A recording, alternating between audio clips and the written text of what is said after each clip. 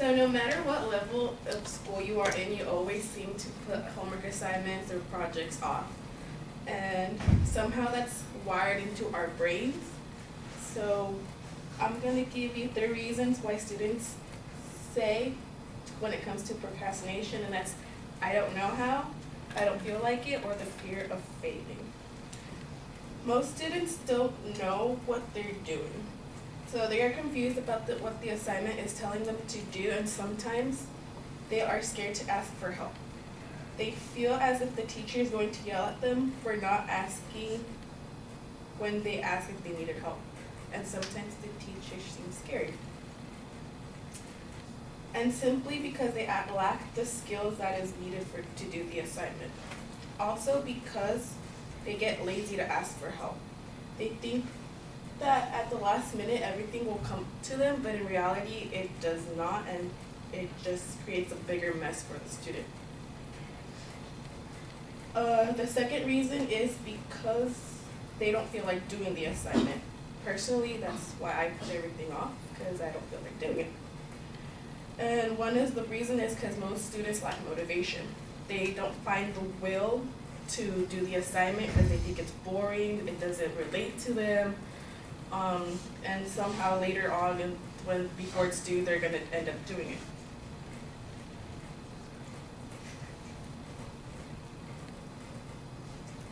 And the most common reason is because they get lazy to do it. The students think they have more important things to do, like go on social media, go out with their friends, just watch TV, which I do. I don't like doing homework, just put everything off till the end, which is bad. And the last reason is because they have a fear of failing. Most people have the mindset that if they try and fail, like what was the whole point? Why did they try hard to get a passing grade when they just failed? They'd rather not try anything and fail instead. But what the students don't think about is that if they try and they fail, they can learn from their mistakes and get better at it. Perfectionism is also the enemy here. If it doesn't feel right, the student's gonna be like, oh, what's the point? Like, it has to be perfect in order for me to get the right grade. And students also feel pressured to go beyond and above in order for them to get the passing grade. There's their parents say, oh, you need to get this grade in order to do something.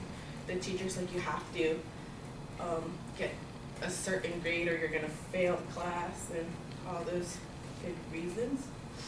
So in conclusion, you shouldn't procrastinate because your grades depend on it. And yeah.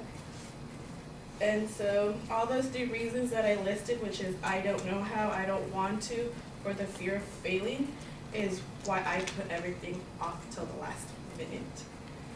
You just have to find the will to do all your assignments before the due date is like just around the corner, because in the end it's just gonna come bite you in the butt if you don't do it. Thank you.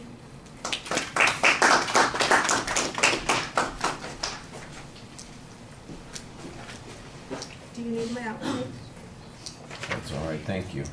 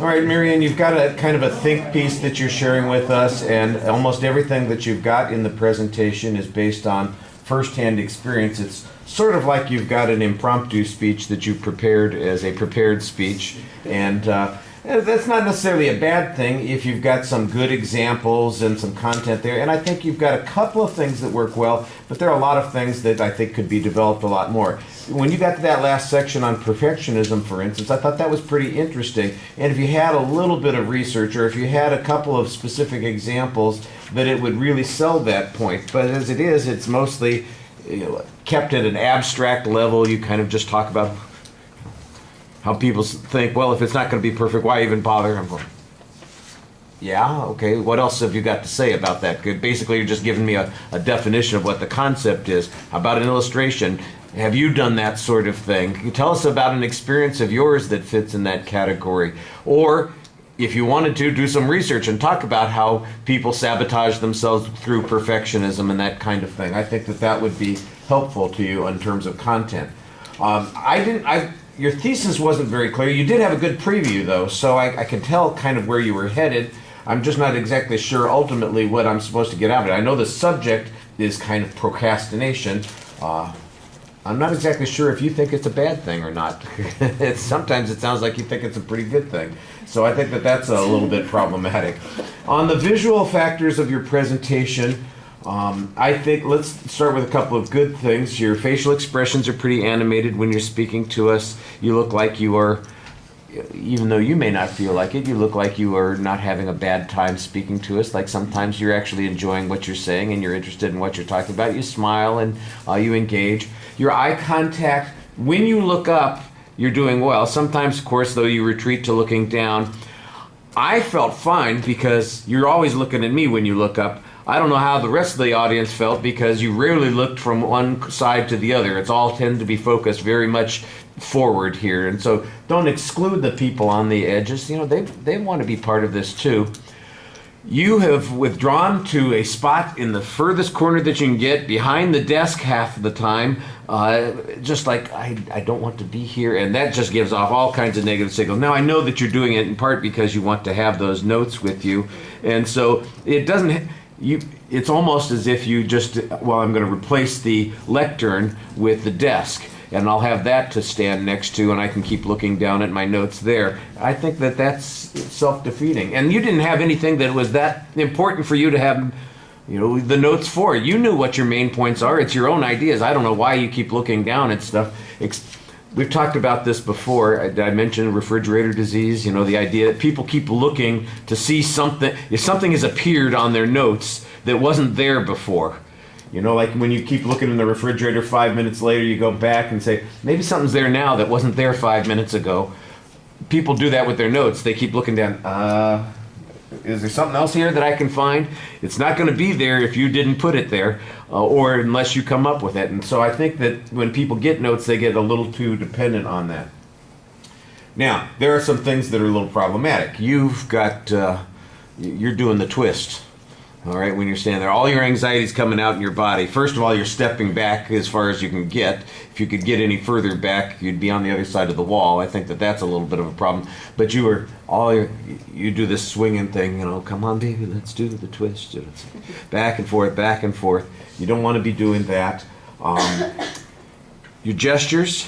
The first part of the speech is all hand-wringing. It's like, I'm so nervous. You got a little bit better while you were speaking. You broke out of that and you had a few indicators, but it's like your go-to thing is, I'm going to hold on to my own hand so I can get through this okay. It's like you're walking through the scary forest and I'll hold my own hand and I'll be okay. We don't bite.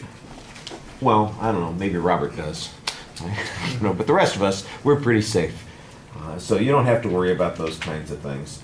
The pace, I think, is problematic also because it gets a little slow in a couple of places, and you just, there's a dead zone in one spot. It's just like, I'm not exactly sure if it's because you hadn't practiced, you went completely blank on what you were going to say, you lost your place in your notes, which you shouldn't have been looking at in the first place, and it would have been solved by a little bit more practice. But there are a couple of spots where that happens, and you want to avoid that. Look, everybody gets stuck occasionally.